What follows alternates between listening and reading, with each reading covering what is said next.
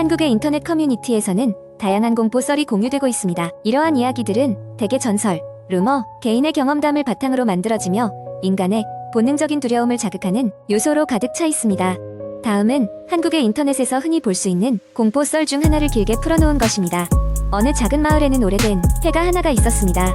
이 집은 수십 년 전 일가족이 비극적으로 사망한 채 발견된 후로 아무도 살지 않았다고 전해졌습니다. 누구도 그날 밤 그 집에서 무슨 일이 일어났는지 알지 못했지만 그 사건 이후 마을 사람들은 그 집을 기피하게 되었습니다. 그러던 어느 날 용감한 대학생 4명이 집에 들어가기로 결심했습니다.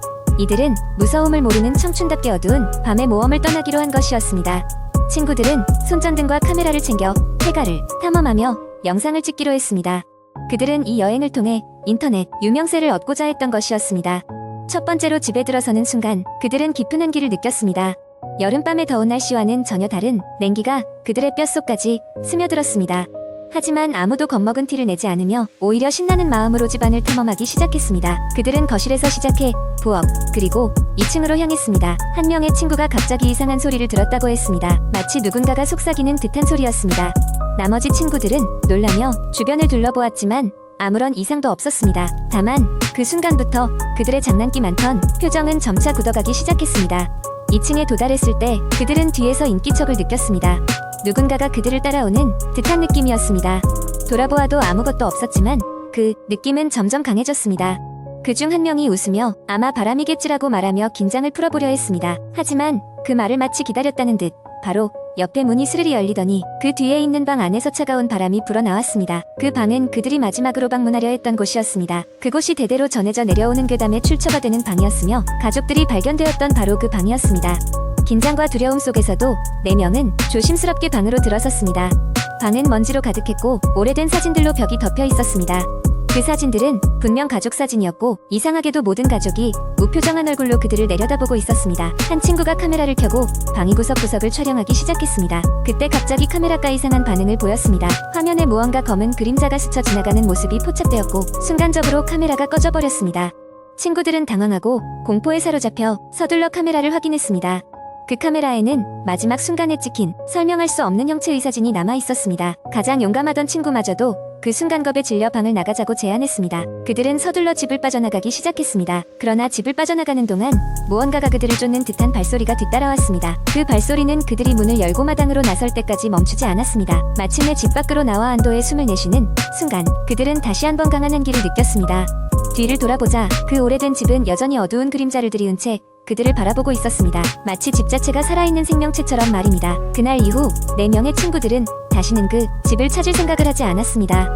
그들은 그 집안에서 본 것들에 대해 공개적으로 발설하지 않았지만 서로 가끔씩 어두운 밤에 그날의 기억이 되살아나며 소름 돋는 경험을 공유하곤 했습니다. 이러한 경험담은 시간이 흐르면서 다양한 사람들에게 전해졌고 그 폐가는 온라인에서 유명한 공포의 성지가 되었습니다. 마을 사람들은 여전히 그 집을 피하며 새로운 세대로 넘어갈수록 그 이야기는 전설로 남아 그들의 두려움을 상징하게 되었습니다. 하지만 그 집은 여전히 그 자리에 있으며 모험을 즐기는 또 다른 누군가를 기다리고 있을지도 모릅니다. 두 번째 이야기, 한 인터넷 포럼의 공포 게시판에는 수많은 사람들이 자신이 겪었던 기이하고 무서운 경험담을 공유합니다. 그 중에서도 유독 많은 관심을 끌었던 긴 이야기 하나가 있습니다. 이 이야기는 어느 한적한 시골 마을에서 시작됩니다. 나는 어릴 적 여름방학 때마다 시골에 있는 할머니 댁에 가곤 했다. 그곳은 한적하고 조용한 마을이었고 할머니 집은 마을에서도 가장 끝자락에 위치해 있었다. 주변에는 논밭과 산뿐이었고 전파가 닿지 않아 TV도 잘 나오지 않는 곳이었다. 그해 여름도 나는 어김없이 할머니 댁에 갔다. 하지만 이번 방문은 어딘가 기묘한 느낌이 들었다. 평소와 다름없이 할머니는 따뜻하게 나를 반겨주셨고 맛있는 저녁 식사도 준비해주셨다. 식사를 마친 후 나는 지친 몸을 이끌고 잠자리에 들었다. 깊은 밤 어디선가 여인의 흐느끼는 소리가 들려왔다. 처음에는 그저 바람 소리겠거니 했지만 점점 더 분명하게 들려왔다. 나는 이상한 기분이 들어 창밖을 내다보았다. 환한 달빛 아래 희미하게 보이는 여성의 형체가 울고 있었다. 그녀는 하얀 한복을 입고 있었고 긴 머리카락이 바람에 흩날렸다. 다음날 아침 나는 할머니에게 밤의 소리에 대해 물어보았다. 할머니는 순간 놀란 얼굴로 나를 바라보더니 조용히 이야기를 들려주셨다. 그 여성은 10여 년 전 이 동네에서 살았던 사람으로 안타깝게도 사랑하는 사람과 불행한 사고로 생을 마감했다고 한다. 그 이후로 그녀의 영혼이 이곳에 머물러 있다는 소문이 돌았다. 무서운 생각이 들었지만 나는 곧 일상에 적응했고 친구들과 뛰어놀며 시간을 보냈다. 그런데 한밤중이면 어김없이 그 느끼는 소리가 들려왔고 나는 차츰 잠을 이루기가 힘들어졌다. 어느 날 밤 나는 용기를 내서 소리가 나는 곳으로 향했다. 소리가 나는 곳에 다다랐을 때 나는 그 여성과 눈이 마주쳤다. 그녀의 눈에서는 슬픔과 고통이 가득했다. 순간 어디선가 깊은 외로움이 느껴졌고 나는 왜 그녀가 이곳을 떠돌아야 하는지 궁금해졌다. 두려움보다는 연민에 더 가까운 감정이었다. 나는 마을 사람들과 상의하기로 했다. 다행히도 많은 사람들이 그 이야기에 관심을 가졌고 무언가 해야겠다는 데 뜻을 모았다. 한 주민은 그 여성의 이야기를 잘 알고 있었고 그녀가 사랑했던 사람의 묘가 근처 산에 있다는 말을 해주었다. 우리는 그녀의 영혼이 안식을 찾을 수 있도록 작은 제사를 올리기로 했다. 장구경 소리와 함께 조용히 제사를 지내며 그녀의 영혼을 위로했다. 그날 이후로 나는 더 이상 흐느끼는 소리를 듣지 않게 되었다. 시간이 지나 할머니 댁을 다시 찾았을 때 나는 다시 한번 그 자리를 찾아가 보았다. 이제는 그곳이 평화롭게 느껴졌고 그녀가 마침내 안식을 찾은 것만 같았다. 그리고 그 이야기는 인터넷을 통해 사람들에게 전해졌고 아직도 많은 이들이 그 마을의 전설을 기억하고 있다. 이렇게 끝없는 여름밤의 한가운데에서 전해진 이야기는 사람들 사이에 회자되며 그 마을의 독특한 전설로 남아있게 되었다. 이러한 공포 이야기는 때로는 우리에게 단순한 두려움을 넘어 인간의 감정을 깊게 반추할 기회를 주기도 한다. 세 번째 이야기. 몇 년 전 서울 근교의 한 작은 마을에 사는 대학생 지우는 종강을 맞아 오랜만에 고향으로 내려갔다. 그는 바쁜 학기 동안 지친 몸과 마음을 자연 속에서 치유하고 싶었다. 그의 고향집은 조용한 시골 마을에 있어 도심의 소음과 먼지로부터 해방되기에 안성맞춤이었다. 도착한 첫날 밤, 지우는 오랜만에 고향 친구들과 저녁을 먹고 이야기를 나누며 즐거운 시간을 보냈다. 집으로 돌아오는 길, 그는 마을 입구에 있는 오래된 폐가를 보았다. 어렸을 때부터 동네 아이들은 그곳이 귀신이 나오는 집이라며 가까이 가는 것을 꺼려했었다. 폐가는 수십 년째 비어 있었고 주변은 무성한 덩굴식물로 덮여 있었다. 다음 날, 지우는 폐가에 대한 호기심을 억누를 수 없었다. 어렸을 땐 무서워서 다가가지 못했지만 이제는 성인이 되었고 귀신 같은 건 없다고 믿고 있었다. 그는 카메라를 챙겨 폐가로 향했다. 폐가에 들어가 보니 집은 오래되어 곳곳이 부서져 있었고 내부는 먼지와 거미줄로 덮여 있었다. 지우는 집을 둘러보며 사진을 찍기 시작했다. 1층을 다 둘러보고 2층으로 올라가는 계단을 발견했을 때 이상한 소리가 들렸다. 쿵쿵 하는 소리가 마치 위층에서 발걸음 소리가 나는 것처럼 들렸다. 그는 잠시 멈춰서서 소리를 들으려 했지만 소리는 더 이상 들리지 않았다. 긴장감이 감돌았지만 그는 호기심을 이기지 못하고 조심스럽게 2층으로 올라갔다. 2층에는 작은 방 2개가 있었다. 첫 번째 방 문을 열었을 때 그는 깜짝 놀랐다. 방 안에는 누군가 머무른 듯한 흔적이 있었다. 낡은 매트리스와 어지럽게 흩어진 옷가지들, 그리고 벽에는 이상한 기호와 문양이 그려져 있었다.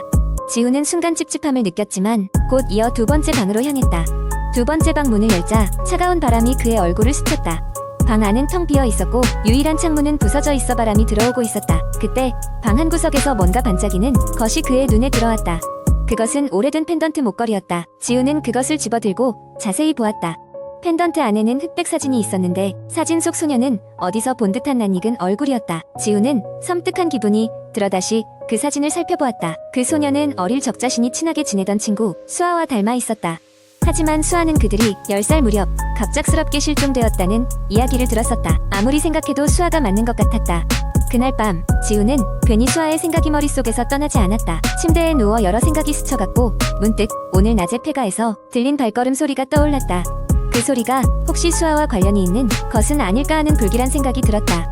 다음날 아침, 지우는 폐가의 사진들을 확인해보기 위해 카메라를 열었다. 그런데 몇 장의 사진에서 이상한 점을 발견했다. 바로 사진 가운데에 희미하게 소녀의 모습이 보였던 것이다. 그 모습은 마치 카메라 렌즈를 직접 바라보고 있는 것 같았다. 소름이 돋은 지우는 그 사진들을 더 자세히 살펴보았다. 각 사진마다 소녀의 모습은 조금씩 달랐다.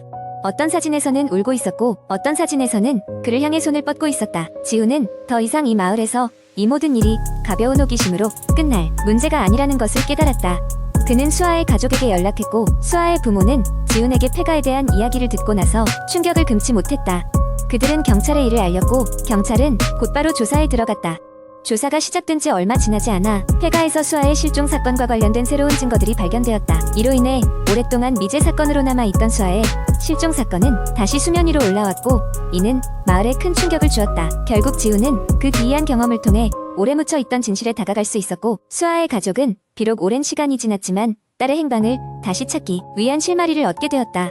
하지만 지우는 여전히 폐가해 사진들에서 느낀 소름 끼치는 감정을 잊을 수 없었다. 그가 촬영했던 그 소녀의 모습은 과연 수아였던 것일까? 아니면 그저 빛과 그림자가 만들어낸 우연이었을까? 이 모든 것이 수수께끼로 남은 채 지훈의 여름은 이렇게 끝이 났다.